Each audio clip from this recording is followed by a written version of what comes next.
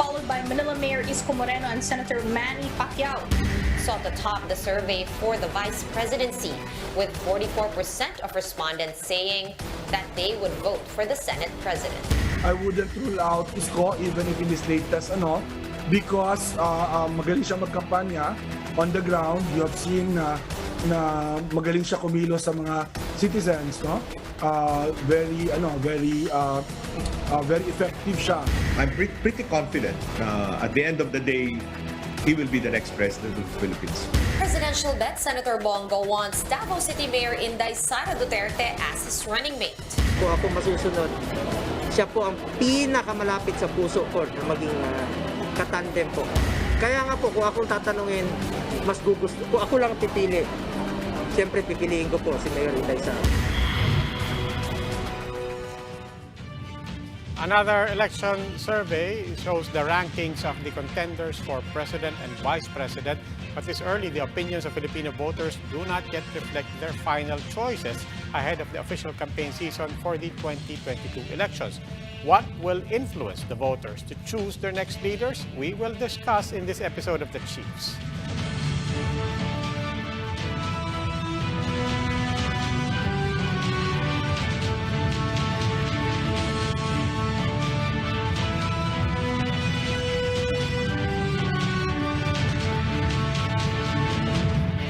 Welcome to The Chiefs. I'm Robbie Alampay. Dito po ako sa Mandaluyong. Kasama po natin online from Manila, from the Philippine Star, Ami Pamintuan. In Quezon City, Lucy Cruz Valdez of News 5. And here with me in the studio, Ed Lingao of One News. Chiefs, happy Tuesday.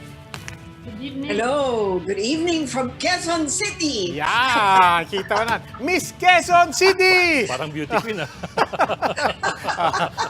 Hindi, pero happy Tuesday talaga. Uy, first time in a long time, below 1,000 ang COVID cases. It's a Tuesday. I know, It's a 800 Tuesday, something ba? di ba? Pero record low din ang active cases. Yeah, but I think it's important to look at the positivity rate. 3.2% lang ang positivity, which is low. Kasi we've seen it hit 25% mga 2 months ago. So now it's only 3.2%. That's the more significant figure. Yeah, Yes. that's the percentage of people who tested positive out of those who got tested. Ami, on the COVID front, ano pa bang mga binabantayan natin na balita? Well, kaya pwede na nga i-relax yung face shield even on public transportation, ano? Saka bukas, mag-uumpisa yung booster shot. Boostering, First yeah. batch. Although, Health workers muna. may qualifier doon, Buka. We talked to Ted Herbosa, NTF Special Advisor. Ang sabi ni Ted, it's true, at least for Metro Manila, hindi na required ang face shields ng gobyerno. Pero nothing is stopping establishments from requiring face shields before you can enter. Private sector. Even government. If certain government institutions feel that there is a need in that building, then they can enforce that. Because it still is, kumbaga, hindi ka huhulihin. Saka sa public transport, anong policy ngayon sa public transport? Yun ang hindi ako klaro. So, ibig sabihin, marami pang gulo. Robbie. Ha?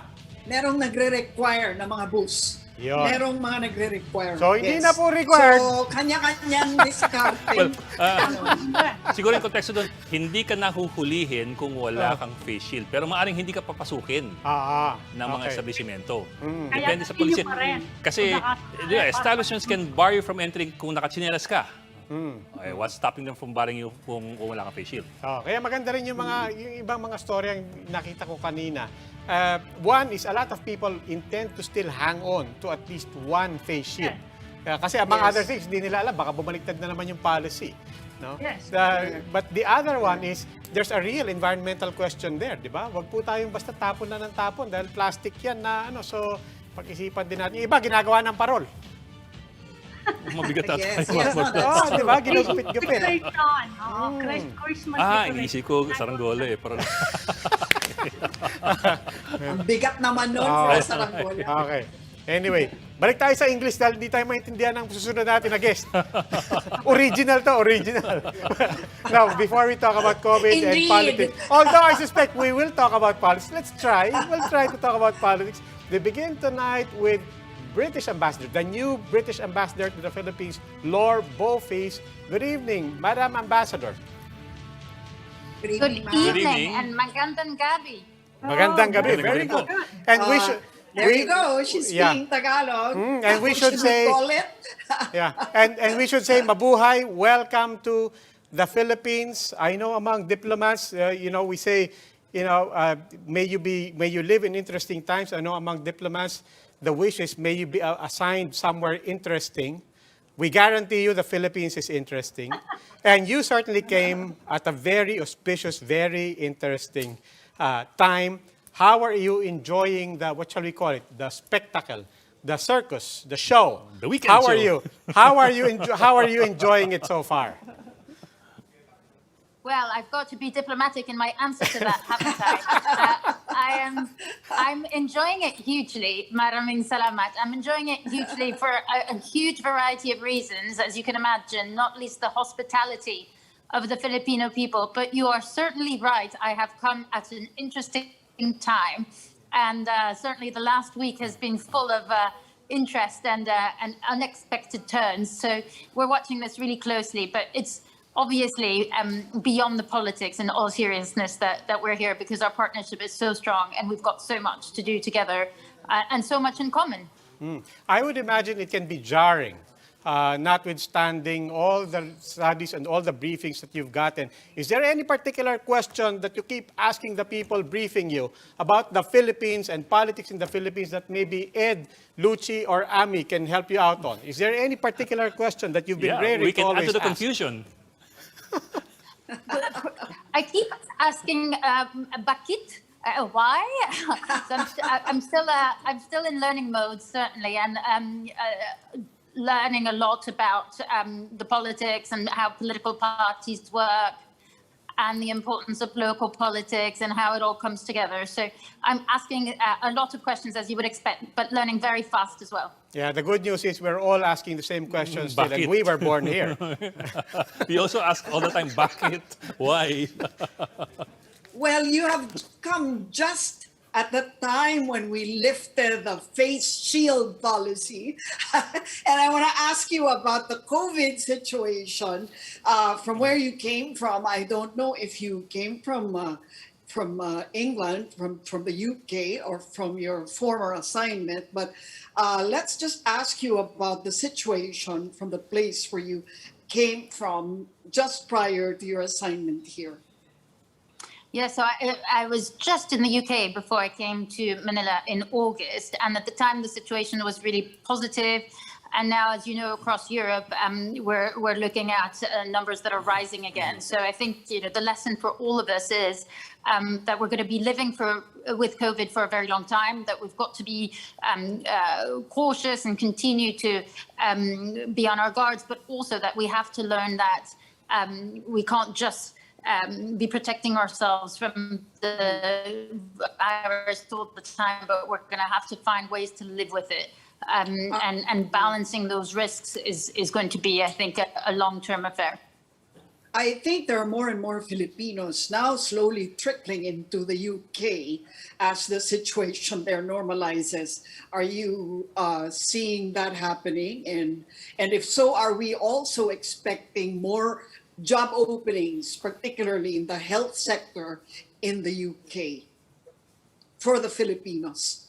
So I hope, sure, I hope that Filipinos are more than trickling into the UK, and I hope they are coming in droves because they are welcome with open arms. So we're really pleased that actually the UK has lifted its restrictions when it comes to the Philippines. So Filipinos can now come to the UK if they are double vaxxed for the vast majority of vaccines in the Philippines, including Sinovac and Sinopharm Beijing. So provided Filipinos do have those double vaccinations, they're welcome to come in without having to quarantine.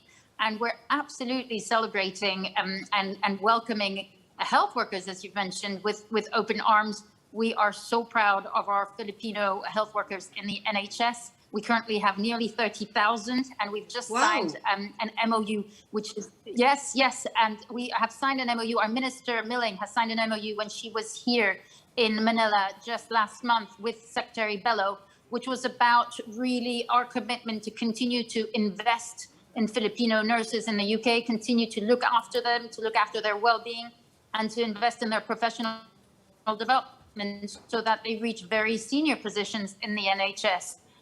So absolutely, my message to the people in the sector watching this is that we are definitely keen to see more of them.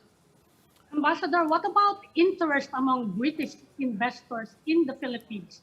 Seeing what's happening in the Philippines, people are saying we are slow in our pandemic response, we might be laggards in recovery.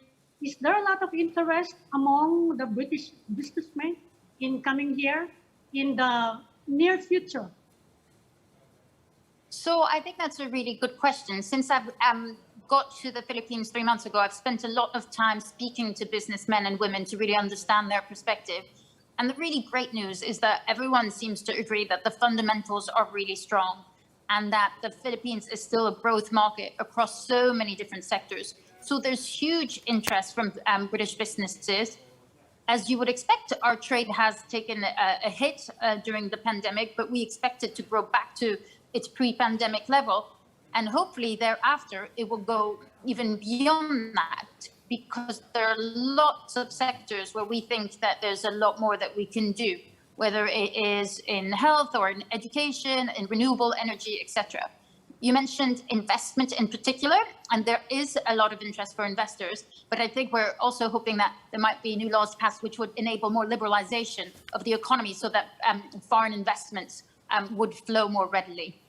Was there any concern raised about our political situation, especially with elections approaching and seeing what you're seeing now? So I think, in any country across the world, and this is not specific to the Philippines, investors are always a little bit more nervous or aware during election time, and that this is the case here as elsewhere.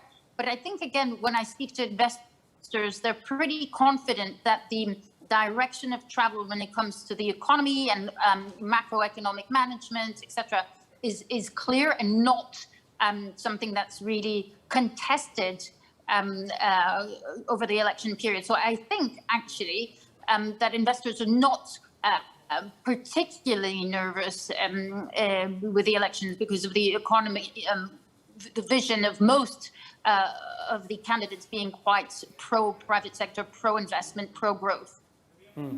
Ms. Ambassador, if you could back up a bit, I think a lot of Filipinos are also curious how other countries are dealing with COVID, especially after we read that numbers in Europe are rising up as we speak. How are the immunization rates going in your country, and what are the policies with regard to, for example, masking in public places? Yes, so in the UK, as of this summer, masks are no longer compulsory in the majority of places. They still are in, for example, the Tube, which is our underground in London, but masks are no longer compulsory elsewhere. The vaccination rates are high. We're now vaccinating 12 to 17-year-olds, but I think, as you're saying, numbers have increased. I think what we've got to look at, though, is the overall ratio of number of people who are ending up in the hospitals. And what we are continuing to see is that for those that are vaccinated, actually the numbers in hospitals are very low, and the numbers that ultimately die are very, very low as well. So vaccination undoubtedly remains our best line of defense. So the new wave of COVID cases in Europe is not hitting the UK at this time? Oh, no, it is, but it's not necessarily amongst those that are vaccinated. And but we are not immune, absolutely not. But in terms of percentages, would we know how many percent of the population has been vaccinated? I understand you said that 17-year-olds are being vaccinated already, but what about those who could have availed of the vaccinations? Have they been vaccinated, or have they gotten vaccines? So I don't want to mislead you with a fake, with a number that's not substantiated, but I think we're about 70% overall across the whole UK. Madam Ambassador, other than COVID, there is another global crisis that unites all nations right now, climate change. As you know, COP26. The UK was part of this, really a number of countries committing to a major fund, 19 billion if I'm not mistaken, to reverse deforestation in particular. Deforestation, a big problem, especially in the Philippines. You're coming at very pleasant weather and very pleasant climate at this point, but soon enough you'll be seeing what we mean when we say that the Philippines is a frontliner in the climate change crisis. What do you see by way of collaborations and programs and projects, particularly with that fund that you contributed to, and between the UK and the Philippines on the climate change front? Brilliant. So thank you. And it's such a big question. So yes, the UK was president for this year's climate change conference in Glasgow, and we spent huge amounts of time and effort trying to bring together the international community to really step up and act on climate change. And that is by increasing commitments to mitigation and having really high ambitions for mitigation, and also increasing global finance to support developing countries to adapt to the unavoidable consequences of climate change and to transition to clean energy. You mentioned specifically the Forest and Land Use Declaration, and I'm really pleased that actually the Philippines was one of 65 countries to sign up to this. And the commitment is to end deforestation by 2050. So this is a really significant declaration, and a really significant fund that we are contributing to. It is one of many initiatives and one of many ways that we will be supporting the Philippines. So what we've also said as the UK was that we will be contributing £240 million specifically to support countries in the Asia Pacific to adapt to the unavoidable consequences of climate change. We've got another £110 million specifically to support ASEAN countries to invest in renewable energy.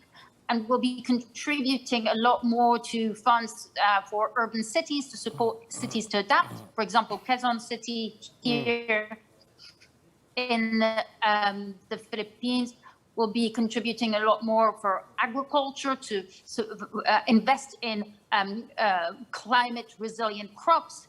And here in the Philippines in particular, we're contributing expertise to enable the Philippines to deliver on its own vision. And in particular, in the Philippines, precisely because it is so vulnerable to climate change, that involves developing a national adaptation action plan, determining the priorities in terms of adaptation, as well as a long-term strategy to bring together all the sectors from agriculture to transport to housing to energy, a long-term strategy for sustainable, inclusive development. Madam Ambassador, I mean, you talked about our vulnerability, and certainly a lot of things to talk about there. Unfortunately, we're out of time. We assure you, we do, at least twice a year, we do dedicate a show to climate change. We hope you don't mind if we invite you again. This really sounds like something where we will have to dedicate an entire episode to. I would be delighted. Thank you very much. UK Ambassador to the Philippines, Lore Bofis. Mabuhay, welcome po. And maraming salamat. Maraming salamat sa inyong lahat. Salamat, Ambassador. Salamat din. Salamat din po. And we'll keep this going. This time we'll talk about the return to face-to-face classes. We have with us DepEd Undersecretary Nepomuceno Malaluan. Good evening, Yusek Nepo. Yes, good evening sir. to the chiefs. Magandang gabi Hi, sir. sa inyong lahat. Yusek, sige, let's just dive straight into it. What do people need to understand about plans, about the implementation, about rollout of face-to-face classes? Well, overall, we are happy with the start of the actual face-to-face classes. It's been more than a school year since children have set foot again physically into our schools, and we are very happy. Parents are happy. Teachers are happy that to see our students come back to our schools.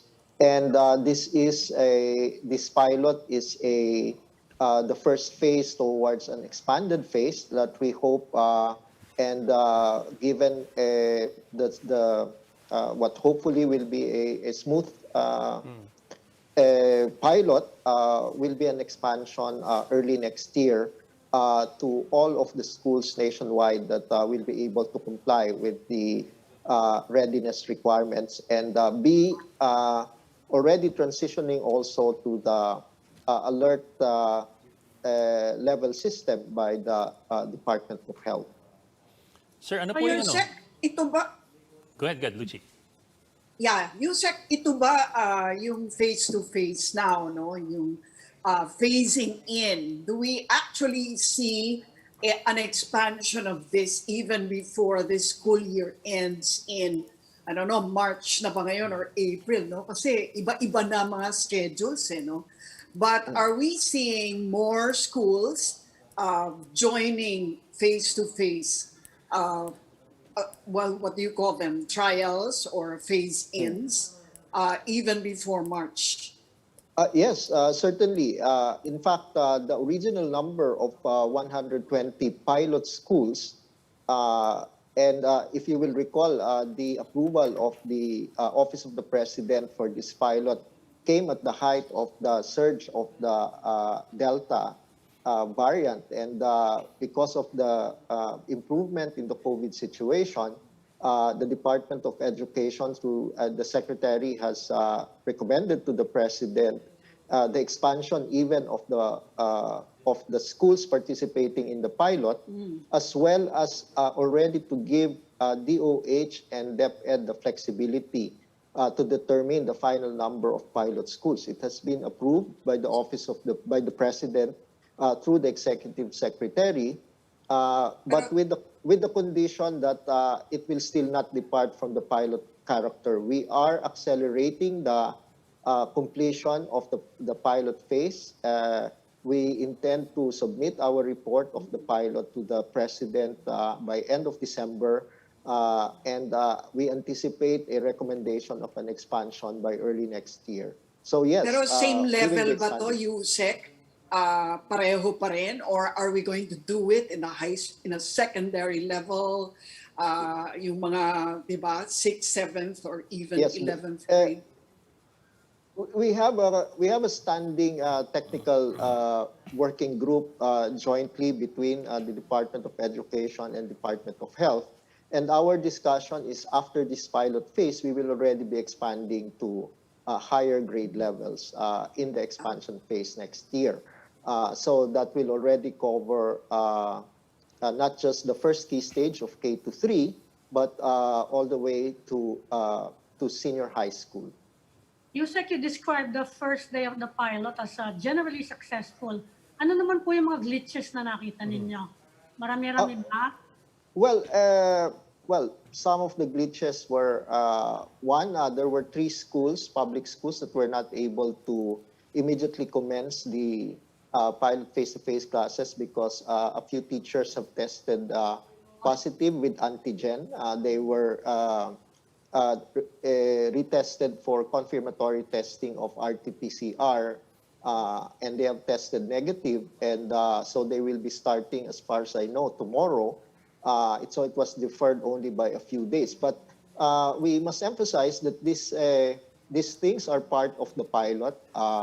This is a test of our contingent measures for events like this. We have a COVID task force on the ground that is a coordination between the DepEd personnel, school leaders, teachers, as well as local government units, the local health authorities, as well as the parents and barangay officials. So there is a, and I have seen this. I went to a pilot school in Polillo Island.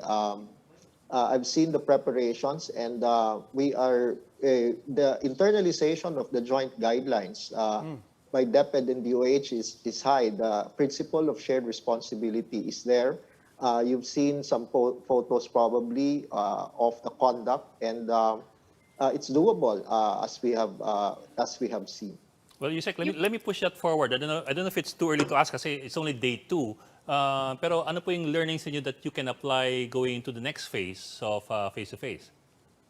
Well, it's more about, well, what we have seen is that the capacity to prepare of our schools, their orientation of parents, coordination with LGUs. I've seen how LGUs are really very invested in this. In other words, we are doing it at a manageable scale, but in the expansion, we have to deal with, let's say, big schools, for example. There will be more traffic of learners, especially in congested areas like Metro Manila and other cities. Right now, most of the students are really just walking from the home to the schools. There will be a transport element. If we open up the entire Metro Manila, that's some 2.7 million learners from kindergarten to grade 3. So the scale will be the key consideration that we will be working with. In other words, it is manageable now, but when we scale it up,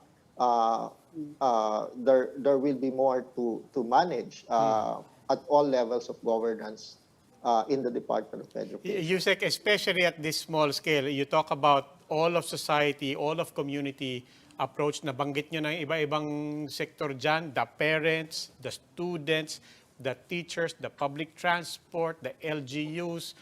At this point, I guess everybody's trying to organize, but where is the, I mean, for lack of a better term, the weakest link? Or kailangan pang pagtuunan? Among all of those sectors, who would you call out in particular just to say, now, ito, medyo kailangan lang natin ayusin yung hanay natin? Well, I think that the weakest link will be on contingent variables like, let's say, infection that will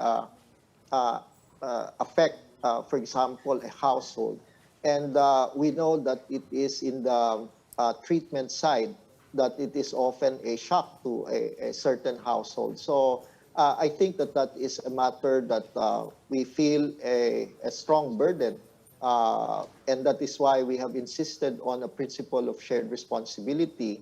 Because unlike the young kids going to the malls with their parents, it's really like there is not much that they expect out of responsibility, for example, in a mall owner. But you talk about the school system, and it's like you have the burden of public policy on your back. And really, it is a matter that we have to carefully work out with all of the stakeholders. And, at the treatment side, it is something that is outside of the fiscal purview of the Department of Education. It is not covered by our budget. And so, in other words, it is reflected by the I think the area that is problematic, even in our general management of the COVID situation, it's something that sometimes household will find difficulty dealing with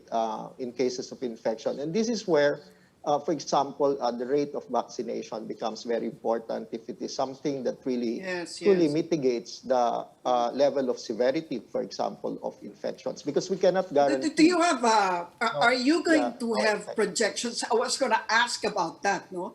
How critical the vaccination rate, especially the 12 to 17, and also the ones younger, if ever that's going to be mandated, no? Or at least open to the even more minor children. No? So my question is, do you have projections as to, whether you're going to open up depending on the rate of vaccination? For example, if you're pretty sure that is there like a herd immunity that you're also targeting before you open up the face-to-face system completely? Well, right now, the requirement, the minimum requirement is that all teachers and school non-teaching personnel in the schools that will face our learners, our kids in school, should all be vaccinated.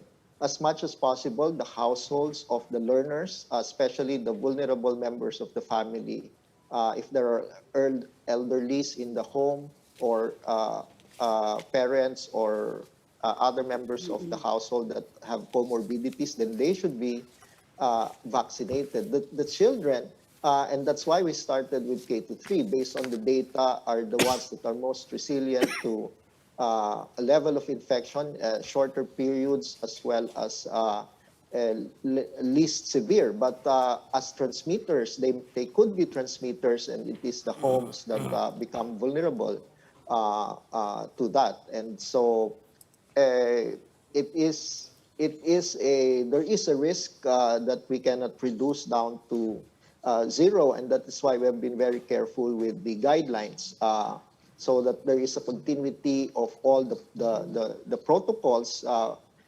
following the framework of prevention, detection, isolation, treatment, and reintegration, all into place. But of course, I mean, we will be dealing with a system of as many as 27 million learners nationwide, and about 800,000 plus teachers.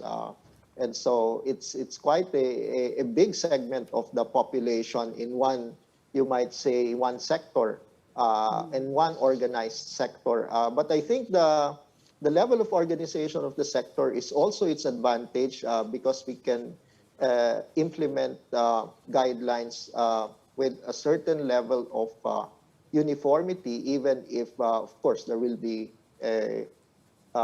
lapses here and there, and that is where the contingencies will kick in. Do you mandate teachers to be vaccinated? Well, now it's not, it's a gray area whether it is mandatory, but it is now mandatory for those that are participating in the face-to-face classes to be vaccinated. Our hope is that by suasion, we can convince all of our teachers to really get vaccinated. We still have some teachers that have so far refused, but it'll be difficult to hold out for long. For example, we will already be starting to reintroduce some level of face-to-face professional development programs again. In other words, many of the activities that will be required of teachers as we move towards a transition to a greater openness, that will require them to be vaccinated. So, in other words, I don't think that you can hold off such eventuality perpetually. Ano ba yung vaccination rate among your 800,000 teachers? Saka, would you have data on the rate of vaccine hesitancy among the teachers? Meron ba kayong numbers? Our vaccination, it's we are monitoring through a couple of methodologies. One is through an app, but we have seen that the rate of engagement of the app is not very high.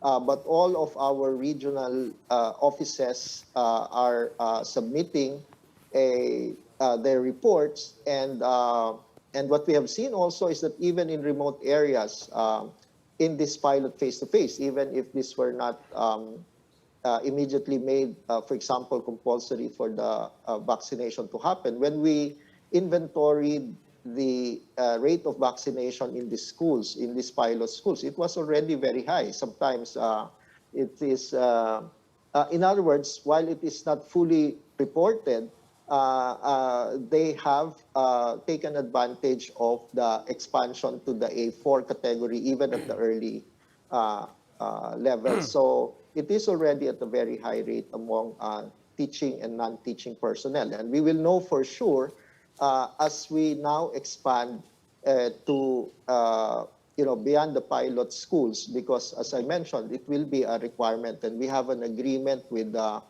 NTF and the NVOC for an acceleration further of all our teachers and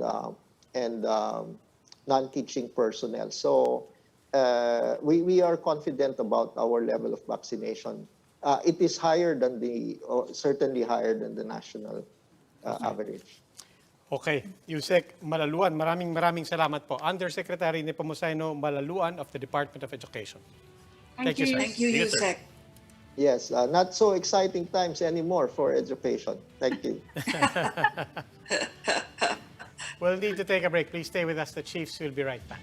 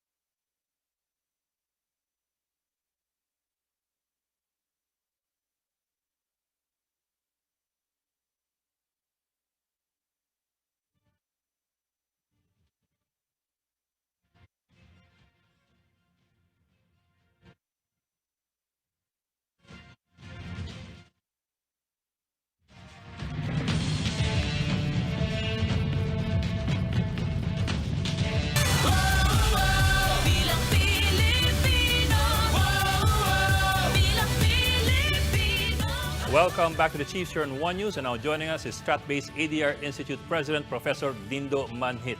Good evening, Professor Manhit, and thank you again for joining us. Good evening. Good evening.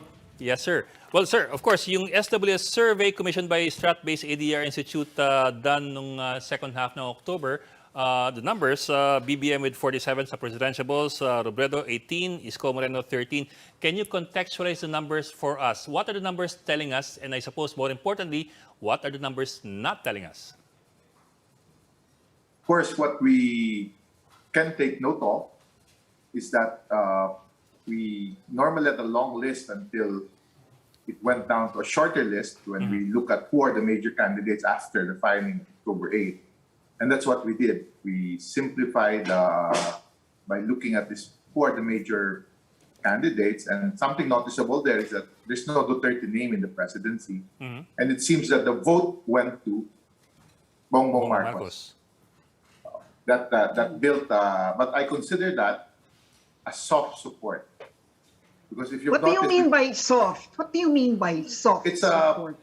it's the first time that you see that number, and it simply happened the last 3 weeks of that survey. So that means it could also swing back to someone or to move out of that. It is not steady. Well, what could have accounted for it, and why do you call it soft? I mean, are these it's a like sudden the shift, ones who have not really decided? They're not yet decisive about their choices. Yun ba yun? Yun ba ang ibig sabihin ng soft? Surveys are snapshots at that moment, and that's what we wanted when we commissioned and partnered with Social Weather Station. I felt that it was, from our institute's point of view, it was good to, instead of waiting for December, which is the regular surveys of Social Weather Station and Pulse Asia, we said, why don't we work with Social Weather Station and look at preferences at that moment? That was a sudden shift or movements. If you've noticed, a lot of drama for October 8th and the anticipation of what might happen. Yes, I mean, And the one that benefited there is Senator Bongbong Marcos. I will consider it soft until we see a continuing trend. As compared to what we saw in the vice presidency, Senator Sotto has been on top of the surveys that we have been running with both Pulse Asia and Social Weather Station. Maybe not as high as where he is now, but consistently doing better than other candidates, even against President Duterte. So it's the first time that, imagine September, so barely a month and a few weeks after Suddenly he goes to 47, and before that he was 18, 20%. That's Senator Marcos. I'm just curious about the survey. Something about the survey I'm curious about. Lahat ng tao last week nagulat na bakit si Bongbong ang presidente, si Sara sa vice president. And yet in your survey, which preceded the developments of last week, but tama yung nakalain na, tama yung kinumission nyo. Sara Duterte was placed there in the survey for vice president, and si Bongbong Marcos ang tumatakbo for president. Ano yun, tsamba lang yun? Or was there something did you know something that we didn't know? We call it scenario building, and I always say I know something. No, just joking, but it's a scenario that we were playing with, but we also had a different scenario. But suddenly those scenarios does not matter because that's not what we saw after the 15th or before that. So you tested different scenarios and nagkataon lang that what we're looking at is yung lumabas. Okay. Yes. Pero at that time, yung scenario hindi pa nga final. Now, after November 15, you mentioned in your previous survey, wala pa yung mga Dutertes. Now, Sara Duterte is running for vice president. And President Duterte has fielded his longtime aide and anak-anakan, Bongo, and everyone knows he's fully backing this person. Are you expecting any dramatic changes in the numbers in your next survey, which we are expecting in a couple of weeks, no? The dramatic survey would be, will he take away votes? I'm referring to Senator Bongo from Bongbong Marcos. Yes. That is what we can expect. Sara Duterte taking away votes from Tito Sotto. Actually, we have a scenario where President Duterte was in our list and he did not do well for vice president. Yeah, but they keep saying, I think they are successful in saying na iba si President Duterte from the daughter. You don't agree with that? In this case, if you've noticed, we had the Sara Duterte was there in our vice president already, but we also had in a previous survey with President Duterte. So it seems that the name itself is not as strong as it used to be. That's my point. Yeah. Where did Bongbong's points? Where did Bongbong's points come from? Did they? I mean, kasi scenario building, no? So marami palang scenario. So, ma-identify mo ba kung kanino nang galing yung additional votes niya na marami yun, yung soft votes na yun? I've always believed that the pro-Duterte followers had a strong support through the years that we have tracked, which is actually pre-pandemic was our first survey on possible preferences. So right before the pandemic, so we knew that the strong support of President Duterte was at 30%. It's not the 80, 88 that people were saying. Ito yung solid, yung 30. Ito yung solid. Parang ganun. And it seems that it shifted to Bongbong this October. Because there was no Sara Duterte name in that list, and also there's no Bongo. Bongo was placed in the vice president. So will there be kasi ang sinasabi ngayon ng mga pro-Lenny halimbawa, maganda yan kasi madi-divide yung votes nila. Is that is that a dire possibility or a possibility? It's a big possibility if Bongo really becomes a candidate. My fear is what if you see really Bongo even attacking Bongbong Marcos, that will divide this vote that is considered the core support. Because at the end of the day, when you look at Bongbong supporters, these are also pro-Duterte supporters through the years. So where will it go a few weeks down the road? Will it be a Bongo or a Bongbong Marcos? Then you have to expect also that there was no focus on Bongbong this past few months. The focus was on weakening the Duterte brand. And there was basis for it, especially with the Farmally issue. So suddenly, will people now focus on, when they say people, it could be different forces, will they now focus on Bongbong Marcos? So the initial reactions of President Duterte, really criticizing, even red tagging Bongbong Marcos, and really portraying him as somebody that really put one over his daughter. You won't project that too far into the future?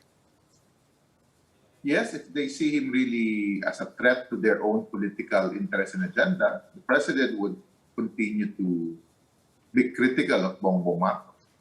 But that's where I doubt. At the end of the day, it might even affect the candidacy of his daughter. So I see it that they will be in a dilemma when Bongbong and Bongo starts fighting each other. It might allow other forces to rise and even give ammunition to other forces to attack either whoever is leading. My initial reaction when I saw the numbers was that at that number of Bongbong, maybe the right comment is there any way to go back down, given other candidates who will now be focusing on him? So that's now the challenge to Senator Marcos. Sir, Bong to answer that versus question, Bongbong. Yeah. sir, to Yung answer that Bong versus Bongbong, you're not seeing it as a proxy war battle between the father and daughter. You're not seeing a real clash there between father and daughter. I still have my doubt. I still have my doubt on that. Okay. What if, just again, that's what we do. We do scenarios. What if it allows them to campaign around the country, Yes. move around, then suddenly they coalesce by March, April. That's a possibility. Sir, do you have a tentative answer to the question that you propounded a while ago? Now, what could bring down the numbers of Bongbong Marcos? And moving it forward, where could it possibly go if it does go down? I'll give you 3 qualities that we saw in 2 of our... So the survey that you saw, that's a problem. You know, next week we are having our annual Filipinas conference. We are actually researching on different issues. We just inserted these preferences. It's just that a lot of interest more on this. But one of our questions, which we did last June, which we did this October, and which we're doing this November, December with Pulsation, is what are the characteristics that you're looking for? One is pro-poor, second is trustworthy, third is not corrupt. I think Bongbong Marcos gets that characteristics from a point of view of the voters at this moment. But when I throw that now to a certain sector of society, they would say, how can that be? How can somebody like a Bongbong Marcos be pro-poor? What has he really done for the poor? A name that is branded on corrupt issues through the years, how can he be trustworthy and not corrupt? So for him to go down is for people to look at these issues and really take that issue away from Bongbong, that he might not be that as trustworthy as people would think. He might not be as, if we are negative towards the Duterte name about corruption, maybe people will start saying, what about this brand of Marcos? So these are things that might happen, that might be brought about by other campaigns, and will place the person leading on the defensive. So that's a possibility. Back to the vice presidential race, as we noted, dun sa scenario na pinag-uusapan natin and that people saw, factored in si Sara Duterte dun sa vice presidential race, di ba? Now, given na factored in siya dun, how solid, or in your terms, soft, is the lead of Tito Sotto in the vice presidential race? Tito Sotto is more solid in the sense that we have been tracking it. He did very well as early as March, beating Bongbong and President Duterte in some of our commission survey. Did it again last June. The only difference is that now you're dealing with the machine of government, the resources of the president. That's what Senator Sotto does now. So, he needs to deal with that question reality. Yeah. So do you think Sara running against him will chip away at that lead? Yes, it's a strong possibility. And the challenge now to Senator Sotto is how can he really build on the foundation that he has entering an election campaign and ensure that he will continue to rise. And what he has not really harnessed yet, if you've noticed, is that I used to call his strongest political party the Itbulaga crowd. That has not been harnessed. This is plain and simple Senate President Tito Sotto. So when he hired, because he's one of the strongest in terms of the D&D class, which is majority of our population. And a lot of people don't realize that the strength of Senator Sotto has always been wherever the show is strong, which is the Mega Manila area. But we noticed in our survey that he did very well even in Visayas. Way ahead of, because that's really where the Sotto name came from. And I used to joke him that ABS-CBN used to affect his points because GMA7 was kind of weak in Visayas. So those where that show is, it gives him a strong support base, the following of that show, and it has not been harnessed yet. So that's the battle, the machine of government and the machine of, or the campaign that can be built around a very powerful TV program. Si Vic Sotto, is he helping his uncle in any way? Sorry, Si Vico Sotto, yung branding ngayon ni Vico Sotto, he's not being tapped by Tito Sotto for now? Yes, no, not yet. Nakakatulong ba siya? I mean, it reflects. It's the same surname. It's the same family. He could be. He's very close to his uncle, godfather. So maybe at the right time, they might. Because you can imagine that that branding, that posturing is very positive in the eyes of certain sector of society. Maybe at the right time, they would. So you What talked about the the single digiters now? Isko, Manny. I mean, Isco is not single digit. He's at 13%. He 13, did not move. okay. He did not move. Okay. So, But with this new scenario with Bongo now there, and, So suddenly, how's that going to affect Isko? it's good news for Manny Isko and Moreno. Ping. Yeah. Because suddenly it opens the race for him. Yeah. With Manny Pacquiao, he has gone down quarter by quarter, month by month. It was double digit, now it's I think below 10%, at 9%. So that's not a good trend. And with Senator Ping Lacson, he remains there at 5%, 6%. So it's more of Isko Moreno that gets an opening. If he reboots his campaign, focuses really on his strength initially, which is his performance as a city mayor of Manila, and offers his own vision on where he would like to bring the country post 2022 election. He got sidetracked with a lot of issues at the start of his campaign, which might have been captured by the survey. What has not been captured by the survey, I'd like to remind everyone, is the case against Bongbong Marcos. The case was filed after a few days after the survey was done. Speaking of which, Lindo, are you in any of your scenarios? Are you entertaining that case and the possibility na ma-disqualify si Bongbong Marcos? And if you did, sa kanino mapupunta yung vote? I mean, who has the chance, the potential to actually appeal to the supporters of Bongbong Marcos? If you remove Bongbong Marcos, that was one of our scenarios, it actually becomes a tight race between a Duterte candidate, Leni Robredo, and Isko Moreno at that moment of our survey.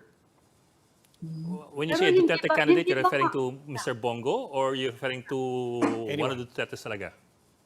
One of the Dutertes. So it has to be a Duterte. Which is basically what's Bongo's, that's a Bongo's vote, I believe, at this time.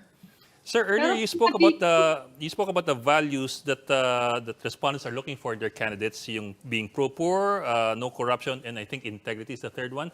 And that these are values that people found in Bongbong Marcos. But at the same time, these are issues that have been used against Mr. Marcos for several years. So let me ask you that: saan sila nagkakamali? Where are they not hitting the right buttons? Not hitting the right buttons, but this is where our real political environment is. We are living in a pandemic of disinformation. There is no editorial fact-checking that you practice in your profession. what is happening is you buy social media space, and I heard lately you even buy social media groups. It's been noticed by some of our teams that suddenly a very popular group, 50,000, 100,000, suddenly changes its nature and becomes pro bono. So they have created a social media machinery, which is not really bad or wrong, but when you start issuing or telling your own narrative of history, that's where the danger lies. If you built your campaign on not factual data, and that is his strength. If you've noticed, have you, in your own team, have you interviewed Bongbong Marcos? Has he been made himself accessible? Well, not to Not us. really. They're Depends on controlling the the narrative. Yes. Because the narrative might change if you start interviewing him. That's why I call it a soft support. He cannot avoid media by January, February. Pero So pag, this is, pag yes, nag-issue siya, hindi ba masisisi yun partly on the administration? Pag na-ditch ka ng COMELEC? that's why I believe will he be DQ'd or will, what if people will say that he might not be disqualified, but it weakens, suddenly it puts a question mark on his candidacy.